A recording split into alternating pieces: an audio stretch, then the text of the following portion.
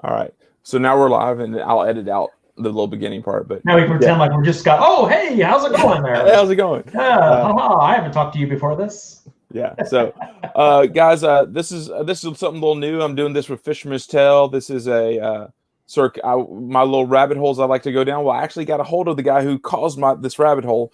Where Garrett Gunn, he's gonna answer some questions for me about Franklin and Ghosts and Warcorns and whatever else he has going. And we're just going to sort of talk, and he's going to explain how the hell to track down maybe some of these books that are near impossible to find out there in the market. If not, maybe he'll tell me on the side, and maybe he'll tell me how to track them down. Yeah, there you go. Yeah. But Garrett, I guess just sort of, was Franklin and Ghost your first No. Kickstarter? Okay, so what was your first one? The first book I ever wrote was a book called Days to Come. It was a god awful book. It was my first attempt at writing comics, and I didn't even realize how to write comics because like I didn't really research it that much. I was like, okay, like you write a story and like write dialogue and whatever. And so I ended up coming up with like my weird own like I call it the Marvel method of Marvel method. Like I like people like Frank Gogol and other people who are like meticulous about their scripting. Yeah. Look at my shit and they're like, no fucking wonder you write so much. Like, goddamn, if this is all I did, I could get a ton of shit done. But I have like a hard time with like formatting and stuff because it's boring as fuck. And I can't, it takes away the creativity. Like I lose my steam if I have to sit there and go, page 1, panel 1, character enters, right, blah, blah, blah. Like, so Days to Come was like my first book. Yeah. And it went for 4 issues until I was like, I don't even know where I'm going with this story. Like, so you didn't have a plan? Like you just sort of... I had a general idea, right? Like I was like, okay, I had a bad guy, whatever. But at that point, I didn't really understand the difference between like a limited series and an ongoing and whatever. So I was just going. And then I was like, oh, like I don't have an end plan. But limited series have become more, that's more the thing now, especially for smaller publishers. Like initially, everyone wanted to have their Spider-Man or their X-Men and just write for forever until you're so sick of it and someone else picks it up. But now with labels and especially Kickstarters, it's like, can we get issue 1? Can we get through 4? Can we get through 6? Yeah, exactly. Well, and it's a better business model because then every 4 to 6 issues you can start over, and now it's a new number 1, and wow, people are excited again because now it's, you never, like in indie comics, it's so hard to keep your attrition from going down so low where like you're holding at a steady level of 5,000 copies in Diamond. And that's because a lot of it I think is because of the speculator market and collector market, which is like, oh, it's not a number 1, like I don't care about issue 6, like unless it's a death or it's a first appearance or whatever. So I think that sort of has molded the market into like this idea of constantly restarting. And it's like, it's literally stocks. It's like, it goes down and you come up and it goes down a little and then you go up and then it comes down a little. Like it's the same thing. Well, so, and I saw you sort of did that, even like Franklin and Ghost. Of course, this is the rabbit hole because you're like, oh, and we're bringing a new character, DFN 3, and then you've done the Warcorns. You're like, okay, I'm going to reinvent it. Franklin and Ghost is not done, but I'm going to go into their world. And I'm sure by the time you're done, it might end up being this, oh, it's as elaborate as the MCU because you've done 3 issues throughout. But that's something I did too that allowed, that was a little less for the customer reader versus it was for me to be able to like write a new character or like write something. Like I didn't want to always be tied to, okay, I have to write these same characters. I could put other characters in it, but it has to be about these characters. It allowed me to be like, pause, go over here, look at this cool shit. Now bring those characters over here to meet up. Like you're like pooling characters and like bringing them, from all these spots into this bigger thing.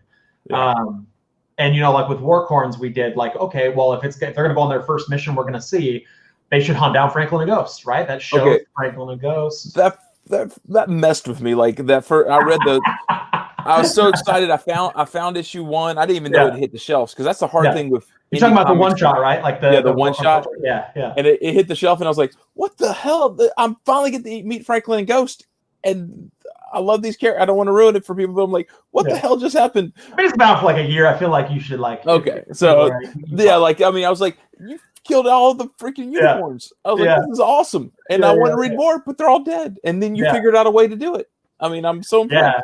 Well, so that was the thing with me, Warcorns was never meant to be anything other than a one shot. Yeah. I wrote it as just like this joke of a way that I could make fun of all the people in real life that I served with, that I then could turn into these ridiculous characters and make fun of all of the tropes and cliches and everything of all these people that were in the military with me and shit. And so it was just like, oh, cool, like this is a fun thing, and it'll be dumb, and people will probably think it's stupid, and then like it'll be over. And then the Kickstarter kind of like took off for I mean in terms of what I was used to. Yeah. I was running $4,000 to $5,000 Kickstarters, and now all of a sudden I'm at $14,000, and I'm like, what's happening? I don't understand what this is, like what's happening. So after Warcorns came out, I had people messaging me, when are we getting more Warcorns? We need more Warcorns. When's the next Warcorns come out? And I was like, fuck, I don't have any more Warcorns planned. Like that was supposed to just be a fun one shot. Yeah. And so I was like, okay, well, we'll just kind of Quentin Tarantino this, right? Like that's where we started, then we're gonna go back. And we're gonna go back, and you're gonna figure out how we got here. Yeah. Which they're not dead. In case anybody's worried about that, they're not dead. Like one guy, is it Gunny, the one that was hobbling away? Like he Big Sarge, he's like halved. Yeah. He's in half, and he's like, we need more horsepower. He's like their leader, and there's going to be people. I mean, it's a magical universe they come from. Like there's ways, well, you're not ready for Franklin and Ghost yet. Like maybe we go back, maybe we bring you back, fix you up, do some other shit. That book was so much fun though. It's a blast. Like I don't know. And then it's so weird to say I love a book about unicorns. Like, that's the perfect part of it, is that like when I was making this book about these hyper masculine, soldiers that I was writing about, I was like, that'd be funny. What's a way that I can fuck with all my friends? And like, I'm going to make them all these like sparkly, badass, fucking beautiful unicorns. Yeah. Which some of them will hate and some of them will love. Like I served with Marines that were huge bronies. And like they have reached out to me and be like, oh my God, if my dreams come true. So like, but it was funny to me to like contrast that toxic masculinity with these beautiful unicorns. Oh, yeah. So it was just all about, shock and awe, like how fun and ridiculous can I make this? And that was it. Yeah, it was. Well, I mean, I haven't read. I didn't read your first book. I got Franklin and Ghost, and I got the Warcorns. You don't need to read it. Just skip that whole part of Garrett's career. Just jump forward to 2017. Franklin and Ghost, start there. Franklin and Ghost blew me away because I wasn't prepared for how violent it was within like the first 3 pages. I was like, oh dear God, it's not just a fox getting revenge. What the hell is going? Yeah. And then it changed. Then I really enjoyed it, and then the fact that the illustrations were they look like they're ready made for. Okay, if we ever wanted to do animated show, we can. I don't know if that was your intentions when you got Nick to do it, or it wasn't my intent. That wasn't necessarily my intention, but my intention. Nick and I had worked on a book called The Fear Diaries, which is about to get re-released in Diamond. It's in Diamond this month. And that was an all ages book. It was the first time I had like been able to write something that like my kids could read and be involved with, and like I could share things with them and even get like some ideas from them of like, wouldn't this be cool if this happened? And they're like, I think this should happen. And so Nick's art was so spectacular and so vibrant and so energetic that like when I did this book, I was like, what do you think? Nick hadn't really done anything that was mature, and I was like, what do you think about doing like a mature book with me? Because I think it'd be funny if it's really bloody and really profane and really mature, but then it looks so cartoony and cute and wonderful. And he was all for it. He was like 100% in, which has been extremely problematic because like I go to shows and sell it, and moms and dads come back and are like, what did you let my son buy from you? And I'm like, okay, it says fuck. Like every kid has heard the word fuck that's like over 4, like especially during COVID. Like what? But when he like reaches in and kills the rednecks, it's like he's like ripping them apart. Yeah, I was like, that's the. I mean, and I say that because like I work in going to middle schools and libraries and see the books that like Nick would draw. I mean, whether or not and like the contrast of okay, this is not Lumberjanes. This is not Nate the Great or any of those books. But the illustrations are that. It's Diary of a Wimpy Kid with blood and guts and cussing. Exactly. Which middle schoolers actually love. But how did you market that? Like, I mean, it obviously has found its niche. But I mean, it definitely was marketed as an adult book. Okay. But you know, what's funny is I think that sort of is what sells it, is that when people come to the table and I show them this book, that first I think like some people are kind of put off with it, like that looks kind of like, you know, looks kind of cartoony. I'm not really like a cartoony or whatever. And I'm like, look, like it's, you know, it's not. Like I'm telling them about the story and I'm like, there's blood and guts and, you know, space fuckery. And so did you have on the table like cover A is that cartoony sort of what Nick's style or whatever. But then B and C, and then the D cover that I've just discovered that you showed earlier, like how do you like? Those books never made it to a table. Okay. So what happened was in late 2016, I was writing the book, and I had never really been like I had been with I was published by Alterna, and I was published by like some like smaller companies that are now out of business. And Rats and Crows, and a company called Insane Comics. Some other people that like I didn't really know much about. It was just these guys, and they had this idea to be sort of like, oh, like, you know, what everybody says. I want to be the new Image. I want to, you know, I want creators to keep everything, and I want to do this, and I want to do that. And I was just like, cool. This seems better than anything I'm involved with now. Like I don't make any money now. Like, you know. Yeah. And so I got with Rats and Crows. I was like, look, I'm running a Kickstarter for this because I think it's going to do well. You know, I'm going to do this. They're like, that's fine. We'll get the books printed. We'll do whatever. I ran a Kickstarter. It did fairly well. I went to ship the books. They mailed me just enough copies to fulfill the Kickstarter. And then I never saw any of the other print run until they showed up at my house one day, like 2 years later. With these boxes of books that now had been more popular, you know, like at the point that I got these original books, like we were on like book 3, and I was like, holy shit, like what is all like this is, oh my god. So those books literally went to Kickstarter backers. We did one show in my hometown, which actually did its own variant of the first cover, and then that was it. Those books never touched a show, never touched anything. They just went in my garage and never did anything.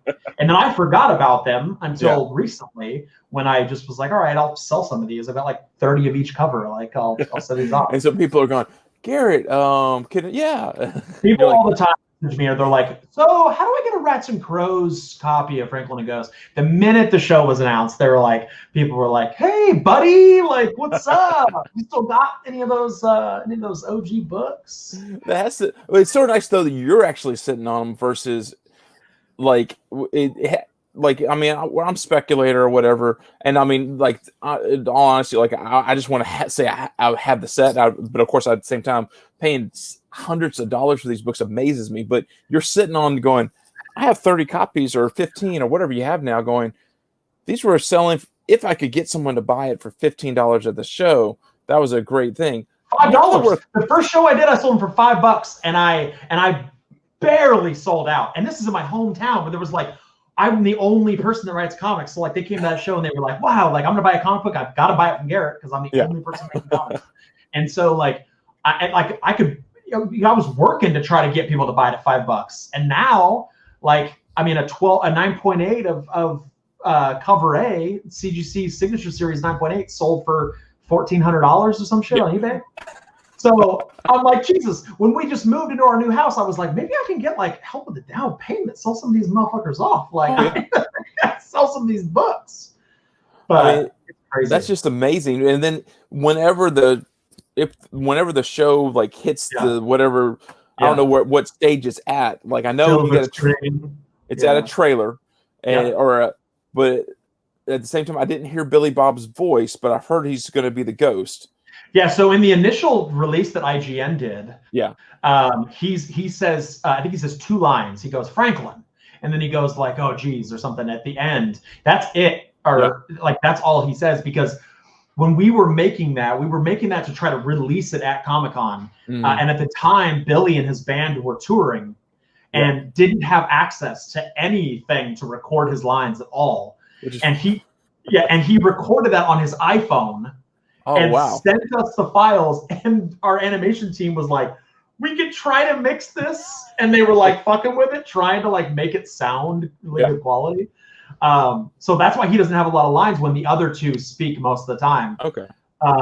But yeah, it's we just I think like 2 weeks ago approved the final like full trailer, which is like 3 minutes long. Oh, nice. And it's spectacular. It's so good. The animation is brilliant. So are you looking to get it onto a network, or are you just looking to do web release, or? Yeah, so we're in talks right now with Amazon, HBO, Hulu, Apple Plus, and Netflix. Wow. So you're seeing who wants to take it. Nice. And yeah, so we're talking to multiple people. We're not allowed to say who we're talking to more than others. I understand that. You're saying more than a lot. Right, yeah. So you're so giddy because you keep releasing all the different images of every voice actor, and people. I watched SourcePoint does their little auctions, and someone brought up, because I think they're selling the trade, which I did order the trade, and they're selling the trade, and they said, "Well, we can't talk about this, but they're looking really good." And then he's like, someone goes, Garrett says it all the time. And you go to his Instagram, he posts every person that's going to be on the show. And they're going, oh, well, if he said it, then so-and-so, Billy Bob's going to be the voice of the ghost. And then like a bunch of My Hero Academia. Like, when you get into that sort of stuff, like get into that sort of like those sort of discussions, people are like, oh God, I'm afraid of like, sabotaging things or pissing somebody off. And I'm like, Billy's a friend of mine. Like, he signed on to be on the show because he's my friend. Like, me saying that he's involved isn't gonna scare him away. So I'm not worried about that. But so it is. It will find its home very soon. I feel like you guys will know sooner than you think. So is this like comics where you have to have 3 done before you can release, or the trailer? Like, do you have 3 episodes already made or almost made? So we have approved the pilot. We went back and forth with like a couple of different writers that a lot of people want. Like, I have an idea, I really want to get in, and like I basically stepped off. Backed away from all of that and was like, I've never written a screenplay. I've never written TV. Everybody who's involved in the show is very, conscientious of the source material and is very overly respectful of my involvement, I think, which is cool, because a lot of times you hear horror stories of creators getting shut out and then they just do whatever the fuck they want with your stuff. But it's been really cool. They'll come to me and they'll go, hey, this wasn't how it happened in the book. Can we change, just like this little thing? And I'm like, yeah, it's fine, man. Like, it's cool. Like, as long as you're true to the characters, you're not, doing anything outrageous that changes the story, the core fundamental pieces of the story. Go crazy. Like, so we approved the pilot. I think we have, like, next week we have a meeting with some writers for like our writing team. We're looking to bring on some people that like formerly wrote for like SNL, some people that wrote some stuff for Adult Swim, lots of stuff. It's exciting, it's fun, it's ridiculous. I just try to enjoy the ride, bro. That's So are there 2? Are you doing Warcorns and Franklin Ghost, or is it one show combined? So maybe. So what we're doing first is, so Franklin the Ghost is in development as a show. Yeah. When I was making this new Warcorns series, the one that was just on Kickstarter, I was like, I want to do something different. I don't want to just like make another book. Like I've gotten more and more involved because of the Franklin the Ghost show and because of business partners I have and stuff who are professional voice actors. Like, I've gotten more into these circles of these people. And I have always, since I was like 6, my dad had picked me up from school because my teacher would, like, I said I wanted to be a cartoon when I grew up, like not understanding how to like vocalize. I want to be a voice actor, not a cartoon. But my dad was like, don't be so fucking dumb. Like, you can't be a cartoon, whatever. So like, since I was 6, I've had this dream. And so when I finally got to meet all these people and become friends with them, I was like, hey, can you teach me this? Can you teach me that? Like, I want to learn these things. And they're like, yeah, sure. Like, come see our world. So like, as I got involved in that world, it became more apparent that there was more fun I could have and more fun I could create for the reader, doing something different than just writing a comic. So my idea was to create what I called the mixperience, which was, sort of like the old Power Records, right? You put a 45 on and it's like Captain America comes in and saves the day.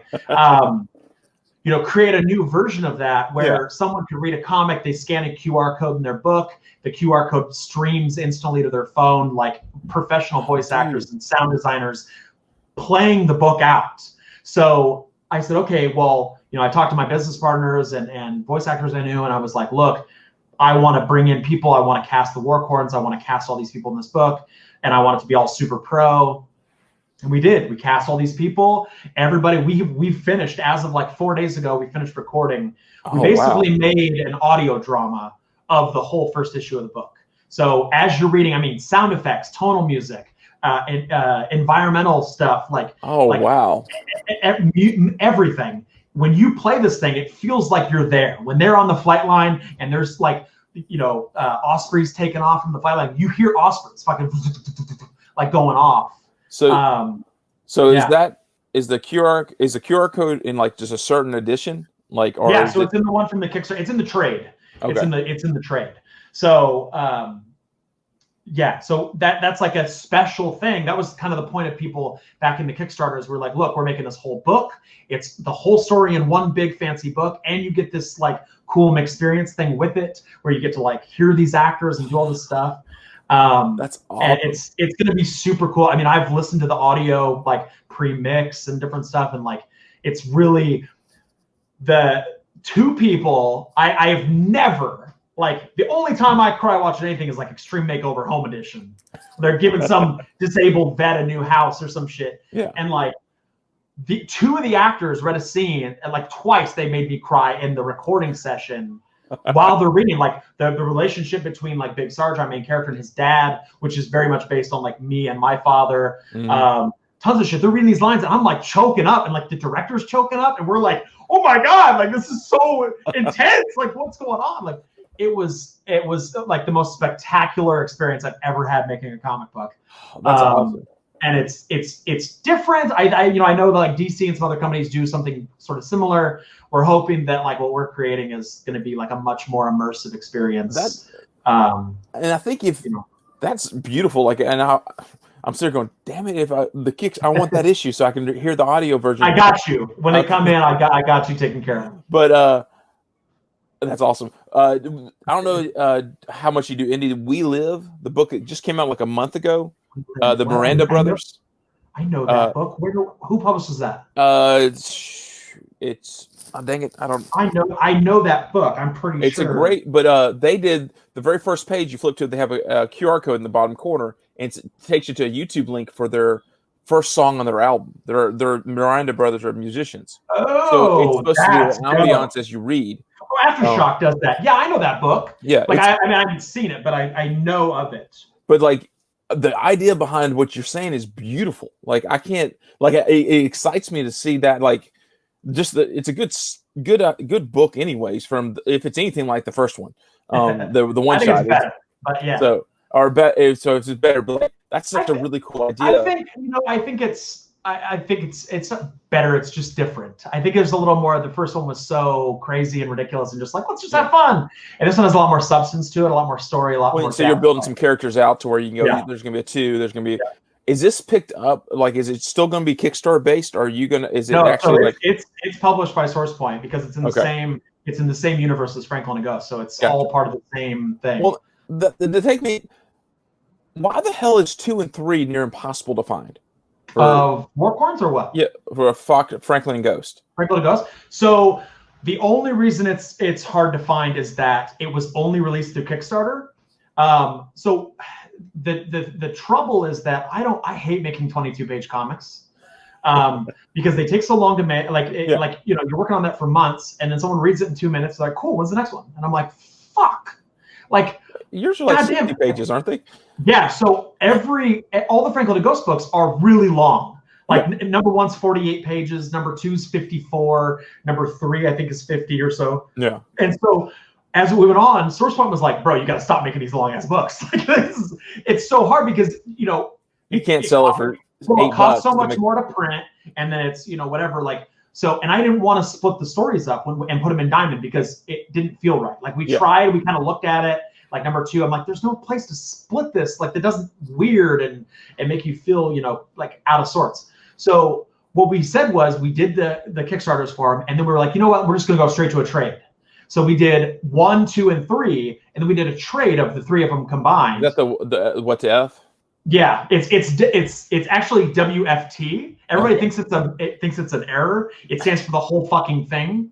Okay. And then in parentheses it says kind of, because the story continues. So the trade is 1, 2, and 3, which is like 180 pages of story or something.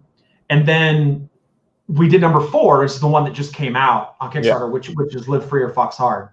And because I can find that one everywhere.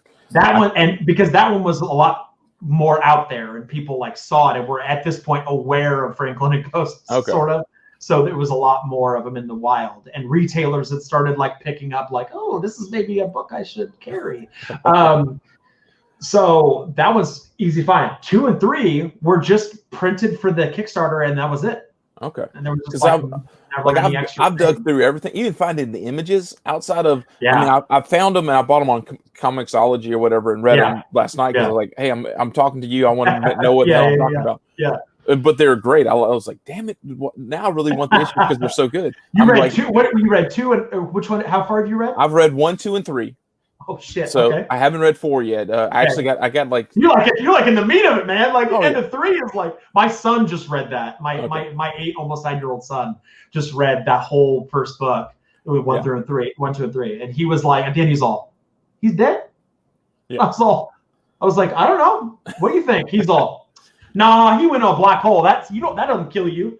I was like, all right, we'll see, man. Well, it was so much from where it started to where it ended. I was like, you actually built depth within all the characters, and I don't know how you did it, but you did it. Like what's left is I really want to get to know Ghost's story and Delilah's story. Like Franklin, I feel like I got a grasp on him, or whatever. And then, but yeah, I want to get to know Delilah. I want to get to know Ghost, a little bit of their backstory or whatever. But Franklin, I'm like, okay. And you get, in number 4, because Franklin's sort of out of the picture for a while, like you do, like that whole book is Delilah and Ghosts. Okay. It's them and the random junkyard guy. Yeah, Tyrion. Tyrion's in it too, but like he's sort of a supporting character. Like it is a Delilah and Ghost story, and which was cool. It was a nice change of pace. It was fun to write them two together because they, number 2, they had this little moment where like the symbiotes, are talking, and Ghost is kind of like talking to the real Delilah, the human side of her, and it's like, I'm sorry, like that's kind of gross that like she does that to you. That's fine. She was like, can she help me out? Like once you read, I'll send you like the origin story. So we have a Delilah origin book we have that I can send you. Which was like her backstory of how she became Delilah, like how she came. That's not DFN3. What? No, it's called Franklin and Ghost Origins #1. Okay, the SourcePoint put that out. So Origins isn't number 1.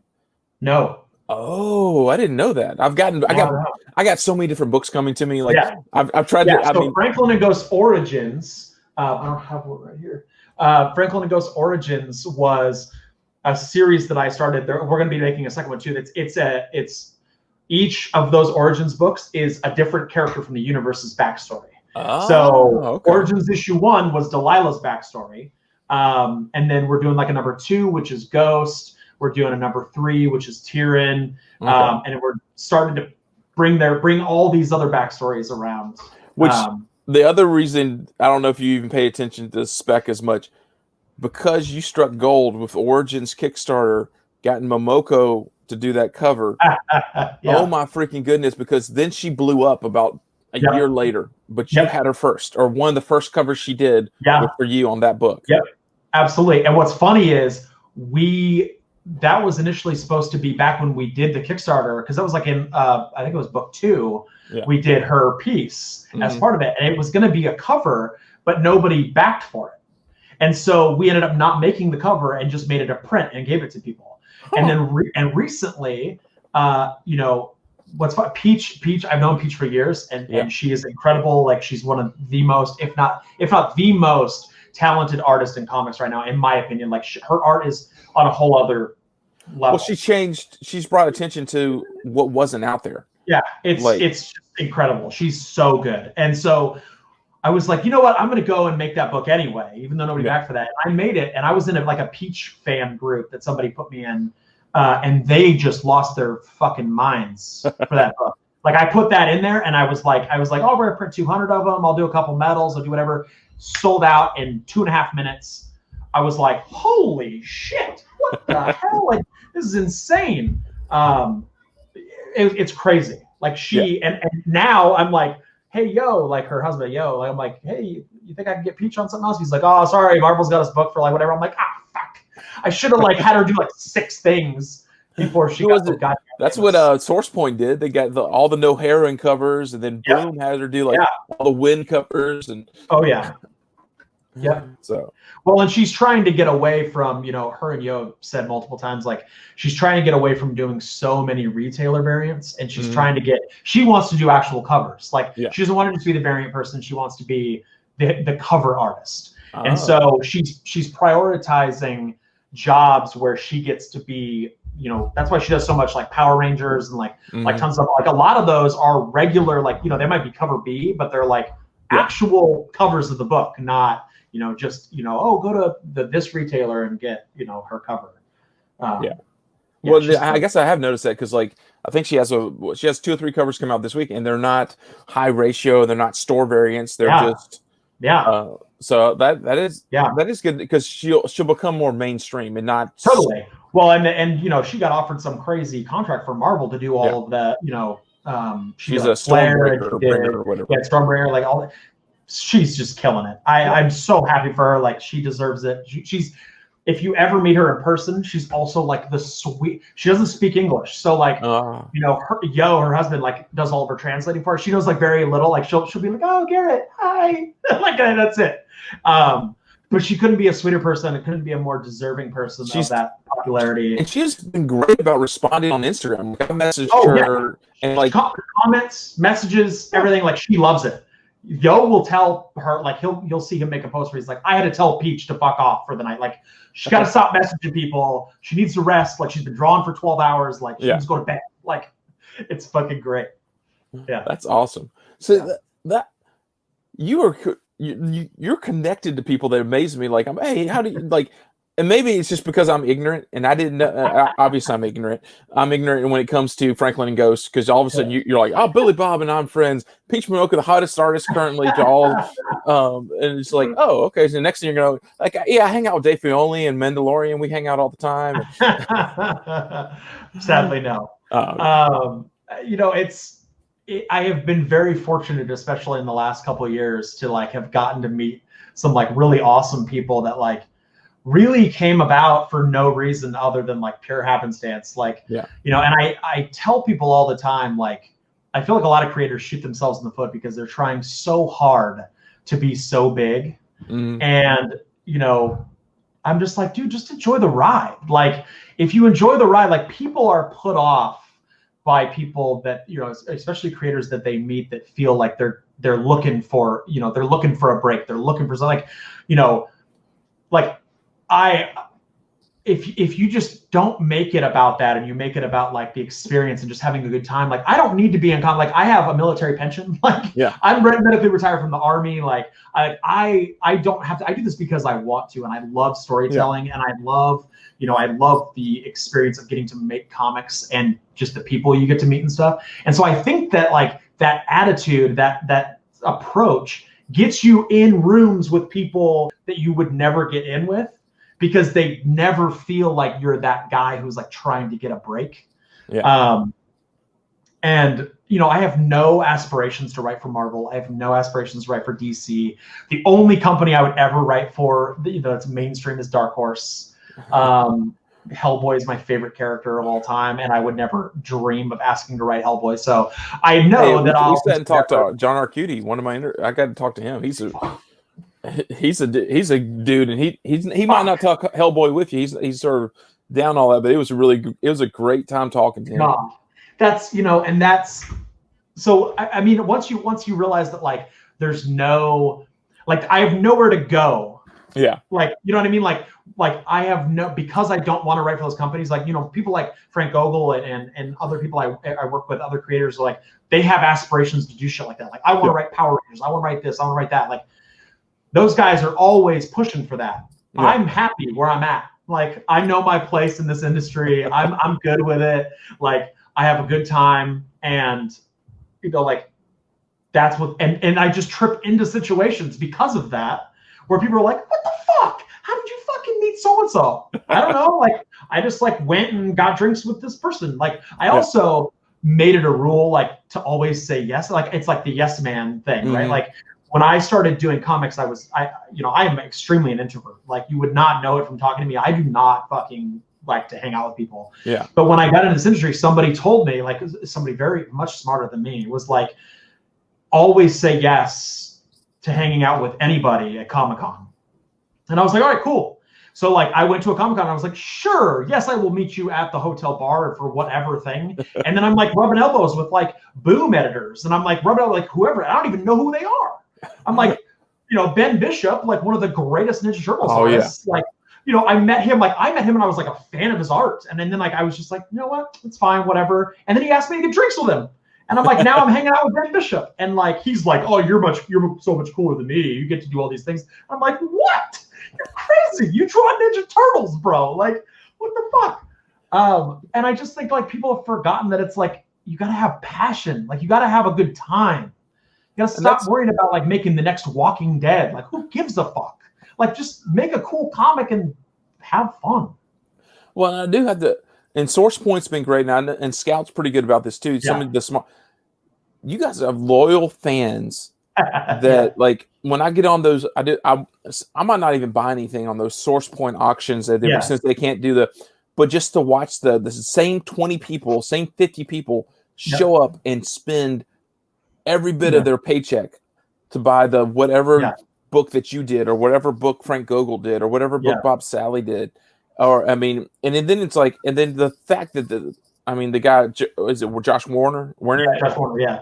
The fact that he's the one doing the auction, who's also the big person of the, and he also does writing, he does illustrations, and you're like, oh, okay, he's fully invested. Josh of all trades, yeah. That's very impressive to me, but I love talking to you and talking to other people where it's your passion just shows up, and when we've done these interviews. Last week I talked to Ross Ritchie from Boom. Oh, I know. Yeah. And he's awesome. A dude who likes comics. I love watching he does those videos on Instagram. Oh, yeah. He can start doing that. Even though I don't have even though I don't have an interest in writing any of that stuff, I still just find it so good for the soul.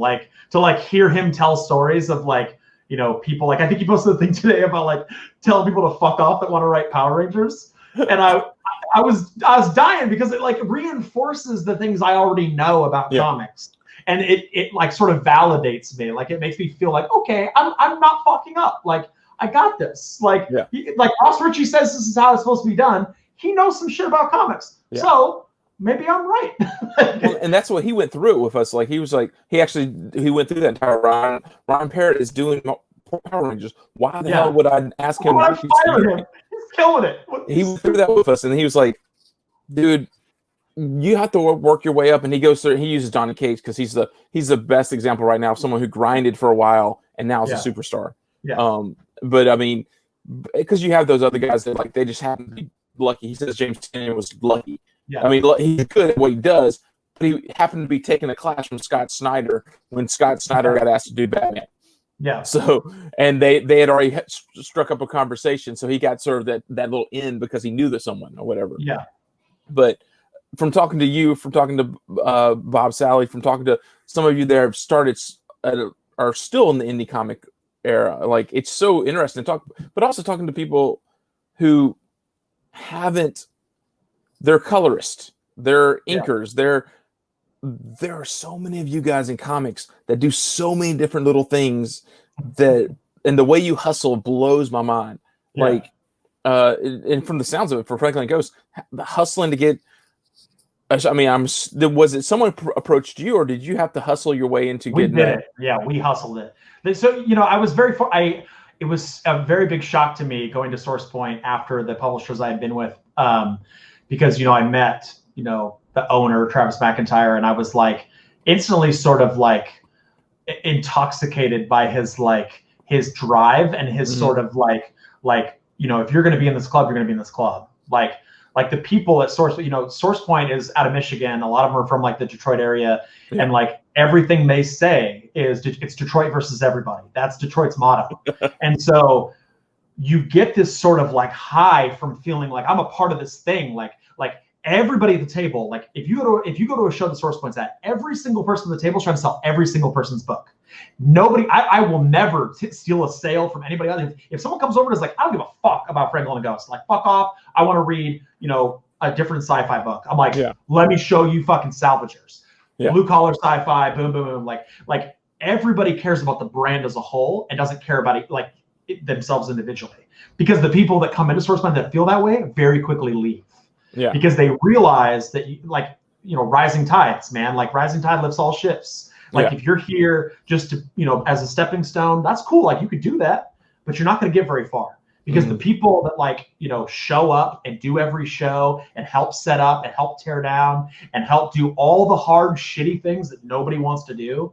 Those are the people who's, when Hollywood comes knocking and is like, yo, like we're looking for something, like that's the people that Source Point puts up, is like the dedicated family. Yeah. So, it was a big shock to me to be in this, I'm like, oh, I don't just show up at Comic-Con and like sell books and then leave. Like, you want me to fucking set the booth up? What the fuck? But you feel pride in it. Like you feel like, you're not just being published by somebody. You're part of this like unit that is making these moves and doing whatever. And so Travis came to me and said, hey, we've been in talks with some people, some animation people. We really think we want to push Franklin Ghost's animation. Like, what do you think about that? And I was like, fucking obviously that's dope as fuck. Like, sure. And he's like, well, then this is what we got to do. We got to get this amount of money so we can hire this. We got to get this amount of money so we can hire this. We've got to make this happen, that happen, whatever. I need you to run, a campaign and try to, get this much visibility on this book so that we can say, we have this sort of reach and whatever. Like there was a lot of fucking work that went into then being able to, like 2 weeks ago, our producer was like, took this brand new, we just finished a whole new pitch package thing for Franklin and Ghost. And he was like, this is the most polished fucking squared away pitch package I've ever seen for a cartoon. And like this guy's worked for like Cartoon Network and shit. Like, so but having that then, right? Like then it's like validating of like, we've worked our ass off to get that. Yeah. Detroit versus everybody. We hustle all the time. It's all hustle. And so none of that shit comes to you. Like, although I will say, like, this is so weird that this happened, but I got an email. I don't know if you know, there's a website called like Cover Price. Yeah. They do an article for us too. Okay. So the owner of that company. Matt DeVoe? Yeah. What was it? Matt what? Matt DeVoe. Yeah. He's one of them. There's two of them. So. Okay. Yeah. So Matt messaged me. He goes, emails me out of nowhere. Yeah. He goes, the line is just Warcorns. And I was like, this is weird. I don't know who this is, but I saw his logo, right? And I was like, I didn't know what Cover Price was. So I researched. I'm like, okay, this is like a person. Like this is like a real company. He says, I went to a show and I saw Warcorns and this needs to be a TV show. Like, I want to get you in talks with my, this person I know who's a producer and like this, like that never happens. Like that sort of like experience. But like, I think that that only happened because of the work we put in, and like, everybody on my team like feels invested in the product. Like whether it's the penciler, the inker, the colorist, the letterer, like everybody feels like a part of it. And so like, it's cool that, like when that guy went to that, when Matt went to that show, Jeremy Clark, the inker on like a bunch of my covers, was there going like, this is the shit. Like it's part of this fucking universe. Franklin and Ghost, and like Franklin and Ghost is like doing this, and like all the like people speak about it so passionately because they feel so like invested and energized by it, that then it rubs off on other people, and then it like brings those people in. Yeah. I've met so many people like through Facebook and shit that like are just like nobody, and they act like I'm some sort of like celebrity. They're like, I'm so sorry to bother you. I was just curious if I could get this book from you. Like, I really want Warcorns and I can't find it anywhere. Like, would you please take the time out of your busy day? And I'm like, bro, I'm just like smoking weed and playing video games. like, sure, I can. Yeah. Like, and I'll send them free stuff. I sign things like, they're like, how much is it to get a signature? I'm like, fuck off, it's free. What are you talking about? I don't charge for a signature. And so like, but that's the thing is like every single person I have an interaction with, every single creator that I have an interaction with, like I try to make it feel personal and make it feel like, valuable, so that they leave the conversation being like, man, that's fucking, like so many times I get people that are like, dude, we should work together. Like, I would really love to, if you got a story you need an artist for, like, seems like it'd be a lot of fun to work together. Like, all of that's because like, I feel like giving a shit about the people that work for me. Like, I try to take care of my artists. I never negotiate rates. Yeah. Like, I'm like, look, what do you charge for pencils? They're like, it's $200 a page. I'm like, cool. If I can't afford you, I'll tell you, and I'll say I can't afford you on this. On the next project, I'll try to. Yeah. But like, I'm never like, well, I'm sorry, I have to finish my whole comic colored for $70 a page. Like, fuck off. Who are you paying to like? No one can feed their family on that shit. Like value people. Like, but is that different though? Because you do the Kickstarters to raise the funds. What book have you had that hasn't? Have you had a book yet that wasn't Kickstarted? Yeah, plenty of them. Box Masters, the one I did for Billy's band. I've done like children's books that I've done. I've had Call the Ravens Home, which is a book that's coming out. Cold Dead Hands wasn't Kickstarted, which is like the biggest. That has some pretty sick covers. They're awesome. That book, I love that book so much. The metal ones with it looks like Joseph Schmalke did. Oh yeah, you're talking about the one where it looks like Addams Family. Yeah, it's like the hands walking. Yeah. That book's a lot of fun because it's like very different than like other stuff I've done. Did that come out? Did that just come out, or is it coming out next? Number 2 comes out this month. Okay, comes out in December because November 7th was number 1 hit the shelves. Okay, it's one of those I can't ever keep track of because Source Point they all come out like 1 week during the month, and then there's no. So it's like, okay, what books came out? Okay, boy. Yeah.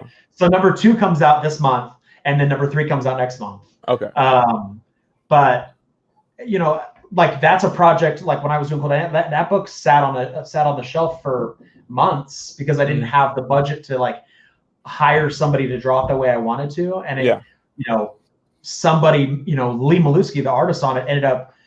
Excuse me. I posted a thing saying like, I'm looking for an artist for something, and I was looking for an artist for a different book, and I was like, hey, I'm looking for somebody who's sort of like Magnola-esque, weird, like different art, and Lee commented on my stuff and was like, hey, like here's my stuff, and I didn't hire him for that project, and then I was like, holy shit, like he only wanted, like he asked me for $80 a page, and he does everything.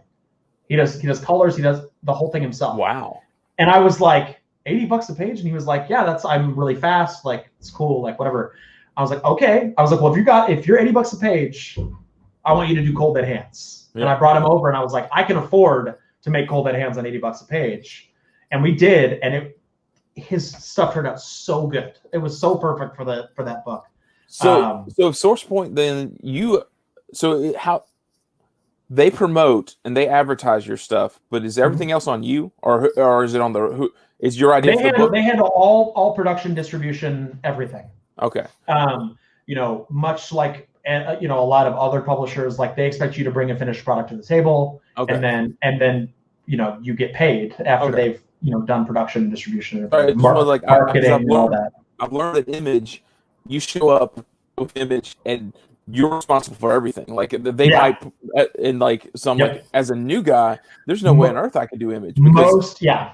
Nope. And everybody thinks they can, but the problem is, like, companies like Image, one, you have to pay them a deposit of $2,500 for them to publish you. Like, even if you get accepted at Image, you have to pay $2,500 as a deposit that they use to like market your book and print it and put it in diamond. And I mean, most Image #1 sell so many copies, it doesn't matter. You're going to make way more than your money back. Yeah. But if you don't, like, you're shit out of luck. Like, yeah. You know, like, there's very few publishers. Like, I think Dark Horse is like one of the last publishers that does, like, you know, creator stuff that they pay you a page rate. You know, like, you show up and they're like, your budget's $6,000. Like, how you divvy that up among your people is on you. But you have $6,000 to make 4 issues. Here you go. Like, that's the sort of, you know, nobody else does that. Every other publisher is, you bring a finished product to the table, we market it, we produce it, we sell it, you know, we distribute it, and then we split what we make. And, like, you know, the difference is that I've never found a publisher that, one, works as hard to get your stuff out there, two, supports a creator as much as SourcePoint does. Yeah. You know, like, there's been times when, like, something happens, I'm freaking out because I'm like, oh God, like, you know, there's something wrong with this, and oh fuck, I'm gonna miss this. Like, and they're like, we got it. Like, don't worry about it. Like, we got it under control. We'll handle this. We'll handle that. Whatever. Just chill. Like, no companies do that. They're like, oh, you fucked this up. Cool. Fuck you. Taking our money. Going home. Have a nice time. Like, well, they seem like they also want to market not just your book, like the fact that you're spinning your Franklin and Ghost into a board game, which is another thing that SourcePoint does, or a side company of SourcePoint or whatever. Yeah, sister company. Yeah. Like, I love that idea of, okay, we're gonna freaking market the hell out of everything they do, and then and if we ever do a 3-comic Monty, because I'm loving talking to you, I was like, man, I want to bring you on to play, because I think you can play the game of we do a topic and theme and talk comics for an hour. But the idea of sitting there and going, damn it, I just lost my train of thought. Marketing your stuff, board games, comics. Yeah, but I love the idea of going to a con and going to, like, the SourcePoint table and just seeing all of them, instead of going to your table and going to a Google table and going to the SourcePoint table, and you guys all hang out together. Like, because I've heard stories from CBSI guys who've shown up at a con and they said, hey, they got told to go to the SourcePoint table, and they got introduced to everyone down the table, and just that idea of, hey, and I love doing what I do, where I now read I'm reading more and more indie books because of talking to you guys and talking to people from Scout and talking to and just like, okay, the hustle that you guys do, but the fact that you're passionate. Frank Gogel's been on Tales from the Flip Side, which is connected to CBSI as well, a couple of times, and it's sort of like, this is really cool. And it's, you know, like, they also, SourcePoint has this, you know, belief that, like, if like, why would we pay somebody else to do it if we could do it ourselves? Yeah. Like, we do it ourselves, we make more money, we have more fun doing it. Nobody, you know, there are no extra hands in the pot. Like we get to do shit the way we want to do. Yeah. And you know, so that it becomes like, we made a book. Cool. This book is doing well. Like, you know what? Let's make it a fucking game. Let's see, you know, do we have somebody that can make this a game? No, fuck it. Let's make our own game company. Let's make our own game. Then they make a game. They're like, all right, well, this should be a fucking, you know, whatever. Oh, we don't have that kind of company yet? Cool. Let's make a toy company.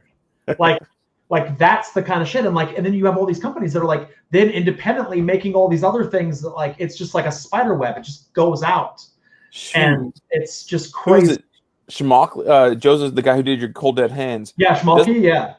Doesn't he do toys? Like, isn't that his, like, other side gig? They do. I don't know if he does toy. I know he does, like, Phantom Starkiller and some stuff that's, like, based off of toys. I couldn't, like, and that's what I can't figure out, because and I think, like, it's, I think he's like, I think he gets, like, I'm not totally 100% sure of this, so it might be totally off, but I think he finds toys that are, like, public domain, like weird things that don't have comics and shit, and he makes stories about them. Okay. And, like, I think that's what, like, Phantom Starkiller was. Yeah, and then he's doing a Count Doku. I saw that today. I was like, this looks awesome. What the fuck is this? Like, Joseph, I think, is secretly brilliant. I met him one time. I've only met him once in person, and I only briefly kind of knew who he was. And I talked to him. He's very, like, weird and eccentric. Like, and I was like, he was exactly right. I know. And like, he was exactly, after I left the conversation, I was like, what? like, you're exactly how I thought. Like, he's so sweet. Like, Ben Bishop introduced me to him because they're like buddies. Yeah. And like, he's so brilliant. I fucking love his art. His art is so weird and so like, and I mean that in like the best way. Oh yeah. Like the way he draws stuff, I'm like, God, fuck, you're like, no one would think of doing that perspective on that. Like, it's so like did you see his No Heroine cover he did? Oh yeah. It's so good. And I'm like, all these other people like draw these badass fucking like cool shit, and she's just like kind of like weird and like that was the yellow background, right? Yeah, and it's like a weird sort of perspective, and like it's I have it right here somewhere. It's so good. Like he's great. And well, then he did the Something's Killing the Children like variant for Black Kids Comics, and I was like, that was a great cover. He did two of them. The one right where she was where she's like she's sort of smaller and it's like kind of leads back and she's like going forward. Yeah, it's fucking God. He's so good. It's like infuriating. Like I work with some of these artists sometimes. I'm like, it makes me so mad that you're so good at your job. Like, you know, Kit Wallace, who's my artist on Warcorns now, like the new Warcorn stuff, and like him and I work on a couple of different things together right now. He sends me stuff and I'm like, what the fuck, man? Like what? How I don't understand how your brain processed drawing this image. Yeah. Like it blows my mind. I could give you like, you know what? Like I never get to do this. I could give you like an exclusive for your interview here. Like so Nick and I, or Kit and I, are currently working on a book with my design guy Dave Lentz, who letters a ton of shit. Like Metal Shade, if you've heard of the book Metal Shade, which is like a big popular indie book right now, bunch of stuff. But we're doing a book called Christmas Caroline, and it's like this. It's about this like disavowed elf who is like hunting down Santa Claus like to get revenge for the death of her brother. And you know, like Santa murdered her brother, and like she's like and like exiled her from the North Pole, and now she's like trying to get home to like kill him, basically to kill Santa Claus. And I will show you know what oh my God, this is gonna be so cool. Wait a second. I've got the cover that I can show you. Ooh, nice. I think I can share my screen. Yeah. Let's see, let's do this one. All right, can you see my screen right now? All right, cool. This is the cover. Oh, whoa. Yeah. Yeah, so we got a little Santa Claus tattoo and Rudolph, and she's this bad elf. Like she's got this candy cane over her shoulders. That's awesome. So are you trying to get this out by Christmas? Or is this for what we're doing is let me pull this screen back up now. So what we're doing is we're going to release an ash can for the holidays, like a 4 to 6 page ash can, just like a little teaser of who she is. Yeah. And the plans is next Christmas. So like the plan is to release a large one shot of this story every year for Christmas. Ooh, so I like that. Going forward, like building up all year, like what's happening, like through all this like mystery shit, and then for Christmas have like cool, because there's a lot of like really awesome marketing and you know stuff you can do with you know with Christmas, you know. Yeah. And it's gonna be a fucking blast. But people like Kit, I'm like, God, like your art is so weird and different and unique. Like that's how Joseph is, like Joseph art and Nick Turris and you know Lee Malusky and all these people I get to work with. I'm like, fucking hell, like it's great. It's the journey, man. I love hearing that because like through some of the people we've talked to, it's interesting like the generations of different creators and artists and like. So like we've talked to different guys and they'll drop they're not name dropping. They're just saying, hey, I hung out with this guy or whatever. And this guy, oh yeah. Like we talked to Lee Lowridge, who's the colorist who's done he did Deadly Class colors. And, lots of different colors. And he did Stumptown and all these things. And we're like, oh yeah, he's awesome. And he's like, yeah, Matt Hollingsworth. Yeah, he's my other guy that I compare myself to. I'm like, shit, you just named the two best colorists I know are you and Matt Hollingsworth. But I'm like hearing you talk, you're talking about the next generation or the current generation of you guys will be what the Jim Lees and the Todd McFarlanes hopefully and all that. And like they were all buddies. They all hung out together. They all wrote together. It's so cool to hear that and just hear you talk to those people. I'm like, I'm gonna go look up that book. Like we talked to Axel Alonso from AWA, who was at Marvel, of course. Yeah. But like hearing his passion about the books and then him talking about getting these people in to write his books and do different things. They're just like, okay, so I've talked to these different people and who they are. And it's so cool to hear you guys that you are this little network of group of people. And if you decide to go off and, okay, you know what, we as a company have grown versus, okay, I did my one thing for Source Point. Now I moved on to Boom. And then I moved on. No, there'll be opportunities. I mean, like Momoko went from doing your book to doing Marvel, but it's a little different when they're cover artists versus interiors. And well, shoot, you got a Templesmith who does a little bit of everything for everybody. Yeah, it's freaking great.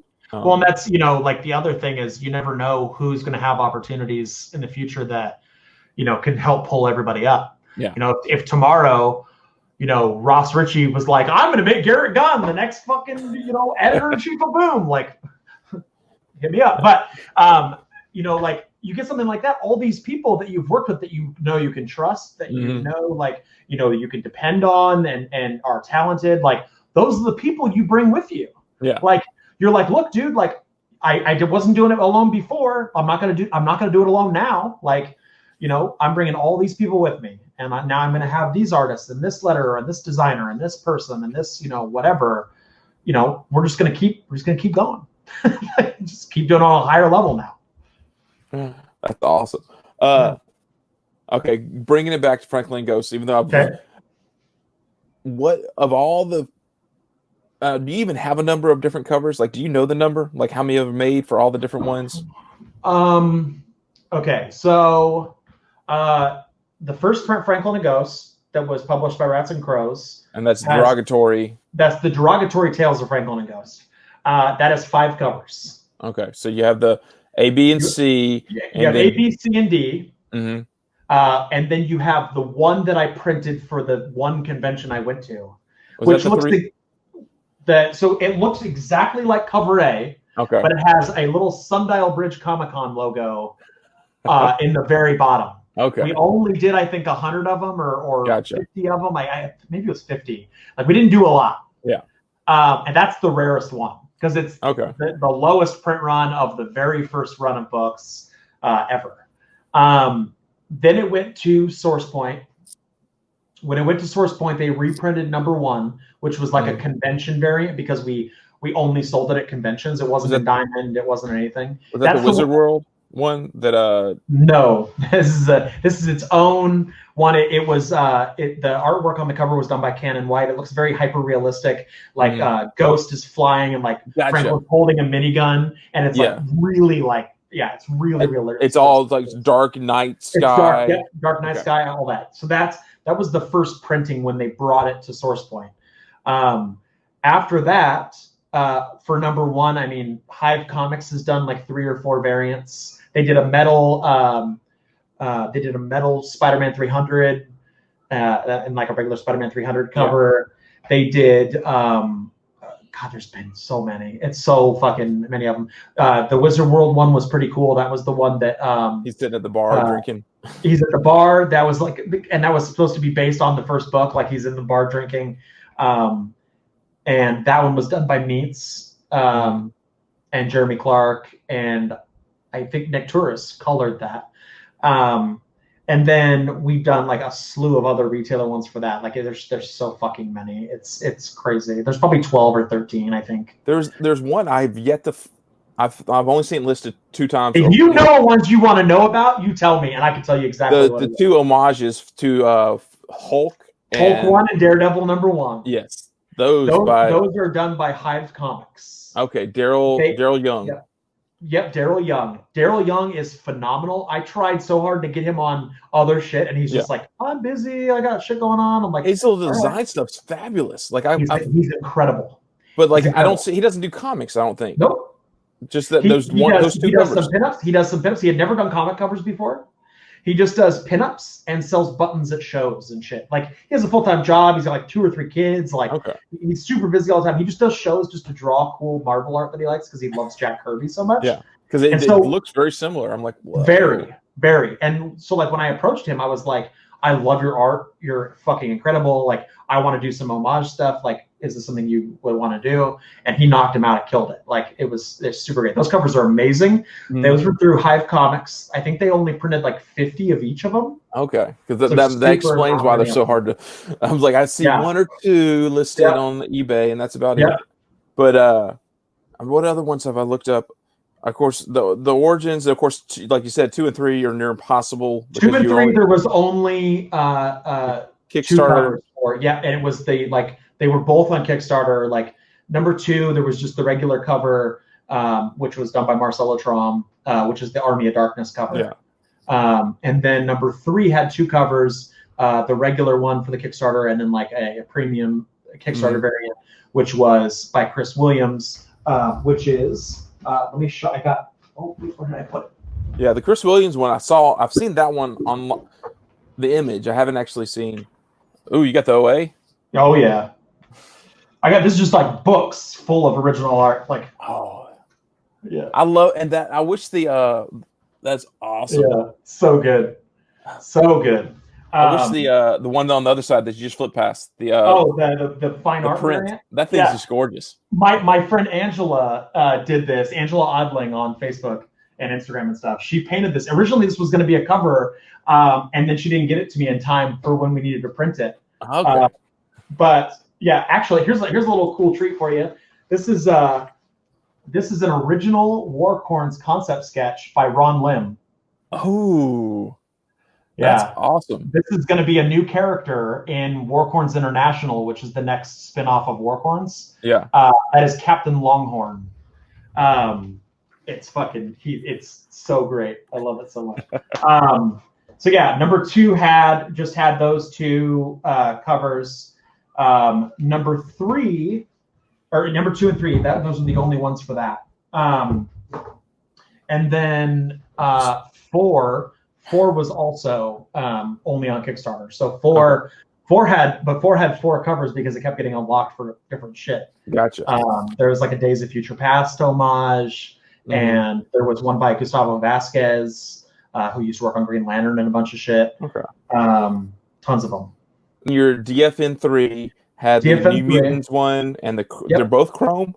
Yeah, they're both chrome. The regular DFN3 cover is she's sitting in the chair. That's like the regular release. And then the New Mutants 87 was the retailer relief one, where every copy that we sold, we gave a free one to a retailer to resell to make some money at the beginning of COVID and shit. Like, gotcha. Okay, help out. That makes more sense. Why I've seen that one more. Yeah, I was trying to figure out why did I see the DFN3? Of course, a lot of people don't connect it to your Franklin Ghost World. Yeah. And then she's going to be the most popular character in all of Franklin and Ghost, by the way. Well, like those books, she's gorgeous. She's deadly. She's in the new Warcorns book. Okay. She makes an appearance in the new Warcorns book. Everybody loves her. She's great. Like those books, you can't even get those Chrome DFN3s anymore. I'm sold out of them. I don't know anybody else that has them because everybody bought them up because it's her first appearance and like tons of shit. I think I got it through Izzy's Comic Shop, which they just did a variant. Yep. The Dave Fogut's variant. Yeah, they did Jay Fosgate with the Hamlet. Yeah. The Hamlet one, and they did a Warcorns with the bathtub. In the bathtub, by Jay Fosgate as well. I both love. Initially I was against doing so many variants. Yeah. And then I realized every time a retailer does one of these, it's new people that discover the book. Yeah. Like, it's not even to me about like, oh, cool, let me make a cool collectible variant. Let me do like that's cool. And I hope that the retailers do well with that kind of stuff. I hope that benefits them. But to me, the important thing is just that, like, I now have another retailer that's going to take 100 copies of that book and is going to try to get it to, hopefully 30% of the people that buy it are new people that have never heard of it before. Yeah. Which is awesome. So, well, I mean, it worked for, like, the reason I reached out to you is because of the Source Point video. I bought the Warcorns Peach Momoko. Yeah. I got the metal cover when they were doing an auction. I was like, oh, sweet, this is gorgeous. Yeah. And then I read it and I was like, oh shit, this is fun, good Yeah. book. And Yeah. so now I'm a collector to the max of once I decide I like something, I collect them all. I'm like Pokemon, I gotta get them all. But no, like if they hadn't done that variant or whatever, and I had said, okay, I like that Momoko cover, I wouldn't have gone. But then I'm looking at them like, well, shoot, there's the Origins is a Ryan Kincaid cover out there. For Origins we only did. There should be. I think there's only 2 other covers for Origins that we did. One is the Ryan Kincaid, the Comics Elite. That was for Comics Elite, the retailer Comics Elite. Did the Ryan Kincaid one, and then we did my company, Last Wolf Legion, did the initial release of it, which is the one where it's got like circles on the side. It says like not featuring Franklin and Ghost. Okay, it's like her story. It's like her story. I saw that image, but I could never see it without with the trade to read the trade. It was always just a Virgin image is the one I could pull up, and then it was always, or it was a CGC copy, and those are freaking hard to read on pictures. To figure out. So that's Origins #1. That's the origin of Delilah. That makes so much more sense why Delilah was big and there's 2 circles. And the sides and it's like Franklin and Ghost, they look badass, and at the top it says not featuring, which is funny because I just love doing dumb shit like that. No, thank you so much for joining. Dude, we've been talking for an hour and 15, 20 minutes.